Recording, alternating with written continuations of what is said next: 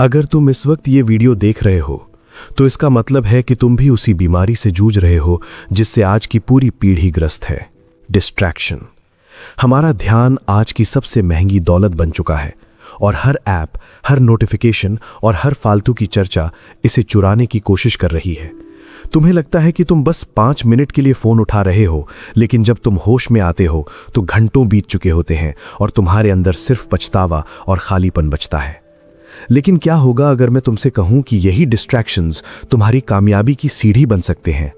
आज से 2000 साल पहले मार्कस ऑरेलियस और सेनेका जैसे स्टोइक दार्शनिकों ने कुछ ऐसी गुप्त तकनीकें खोजी थीं जिनसे आप अपनी हर रुकावट को प्रेरणा में बदल सकते हैं।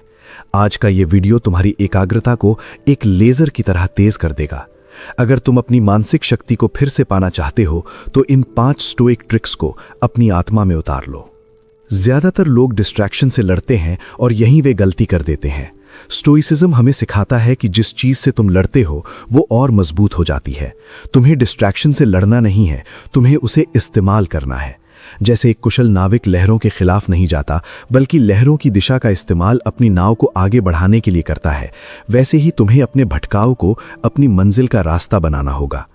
क्या तुम तैयार हो अपनी कमजोरी को अपनी सबसे बड़ी ताकत में बदलने के लिए? पहली ट्रिक, रुकावट ही रास्ता है। The obstacle is the way.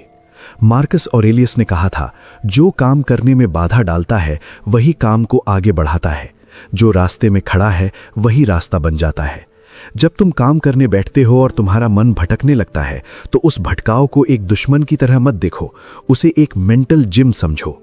हर बार जब तुम्हारा मन किसी रील या किसी फालतू की सोच की तरफ जाता है और तुम उसे खींचकर वापस अपने काम पर लाते हो तो तुम्हारा फोकस मसल और मजबूत हो जाता है। डिस्ट्रैक्शन एक परीक्षा है। अगर डिस्ट्रैक्शन न होता तो तुम्हें एकाग्रता की जरूरत ही नहीं पड़ती। अगली बार जब तुम्हारा ध्यान भटके तो मुस्कुराओ और कहो, एक और मौका खुद को अनुशासित करने का। ये एक मानसिक खेल है और हर बार ध्यान वापस लाना तुम्हारी एक जीत है। दूसरी trick, dichotomy of control. Stoicism का सबसे बुनियादी सिद्धांत है यह पहचानना कि क्या तुम्हारे हाथ में है और क्या नहीं। तुम्हारे फोन की घंटी बजना तुम्हारे हाथ में नहीं है, बाहर का शोर तुम्हारे हाथ में नहीं है, लेकिन उस पर प्रतिक्रिया करना पूरी तरह तुम्हारे हाथ में है। हम डिस्ट्रैक्ट इसलिए होते हैं क्योंकि हम बाहरी चीजों को अपने ऊपर हावी होने देते हैं। जब कोई नोटिफिकेशन आए तो खुद से पूछो, क्या ये मेरे कंट्रोल में है? नहीं। क्या इस पर ध्यान देना मेरे लक्ष्य के लिए जरूरी है? नहीं। जब तुम इस स्पष्टता के साथ जीते हो तो बाहरी शोर तुम्हारे लिए बेअसर हो जाता है। तुम एक ऐसे केंद्र में स्थित हो जाते हो जहां दुनिया हिल सकती है लेकिन तुम्हारा ध्यान नहीं। अपनी ऊर्जा को सिर्फ उन चीजों पर लगाओ जिन्हें तुम बदल सकते हो, और वो है तुम्हारा वर्तमान कर्म। तीसरी ट्रिक, अमोर फाती यानी नियति से प्रेम। इसका मतलब है कि जो कुछ भी हो रहा है उसे न केवल स्वीकार करना बल्कि उससे प्रेम करना। मान लो तुम एक बहुत जरूरी प्रोजेक्ट पर काम कर रहे हो और अचानक बिजली चली जाती है या कोई शोर करने लगता है। आम इंसान चिढ़ जाएगा, गुस्सा करेगा और अपना मूड खराब कर लेगा, लेकिन एक स्टोइक कहेगा, यही वो स्थिति है जिसमें मुझे अपनी शांति बनाए रखनी है। डिस्ट्रैक्शन को एक ट्रेनिंग पार्टनर की तरह देखो जो तुम्हें विचलित करने की कोशिश कर रहा है ताकि तुम और भी गहरे फोकस में जा सको। जब तुम अपनी परिस्थितियों से लड़ना बंद कर देते हो और उन्हें गले लगा लेते हो तो डिस्ट्रैक्शन अपनी शक्ति खो देता है। वो तुम्हें परेशान करने के बजाय तुम्हें और भी गंभीर और केंद्रित बना देता है।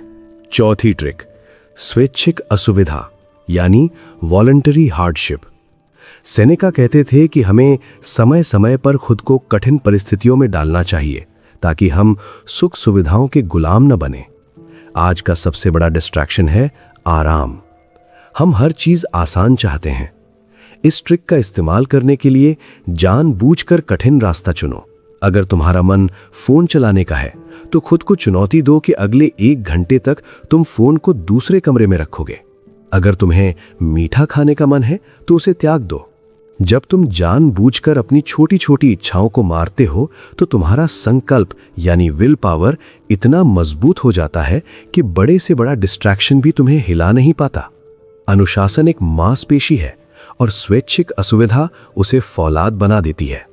जो इंसान अपनी छोटी इच्छाओं पर विजय पा लेता है वो पूरी दुनिया को जीत सकता है।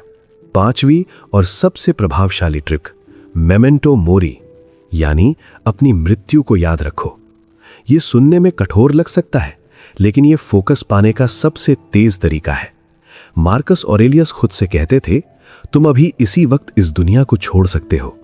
इसी विचार को अपने काम और अपनी सोच का आधार बनाओ। जब तुम्हें एहसास होता है कि तुम्हारा समय सीमित है, तो क्या तुम वाकई उस समय को किसी अजनबी की फोटो लाइक करने या किसी फालतू बहस में बर्बाद करना चाहोगे? डिस्ट्रैक्शन असल में समय की चोरी है, और समय वो दौलत है जो एक बार जाने के बाद कभी वापस नहीं आती। जब भी तुम्हारा ध्यान भटके, खुद को याद दिलाओ कि मौत तुम्हारे पीछे खड़ी है। क्या तुम अपनी जिंदगी का आखिरी घंटा इस बेकार के डिस्ट्रैक्शन में बिताना चाहते हो? ये विचार तुम्हारे अंदर एक ऐसी आग पैदा कर देगा कि तुम अपने काम को पूरी शिद्दत और गहराई के साथ करने लगोगे। इन 5 ट्रिक्स को अपनाना आसान नहीं होगा, क्योंकि तुम्हारा दिमाग बरसों से आराम और भटकाव का आदी हो चुका है।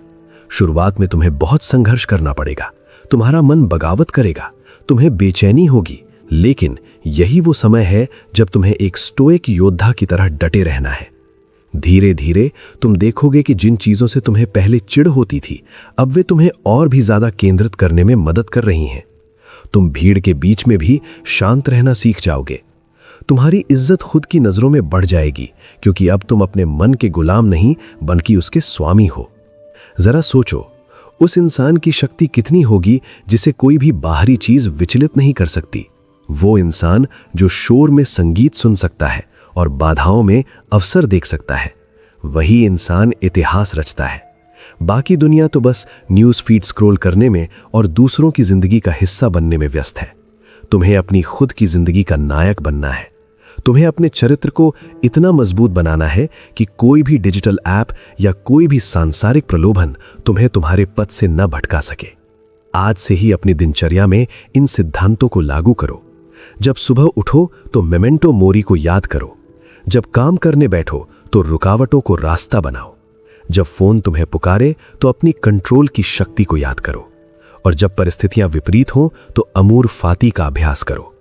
ये एक साधना है, एक तपस्या है, जो तुम्हें आम लोगों की कतार से उठाकर महापुरुषों की श्रेणी में खड़ा कर देगी।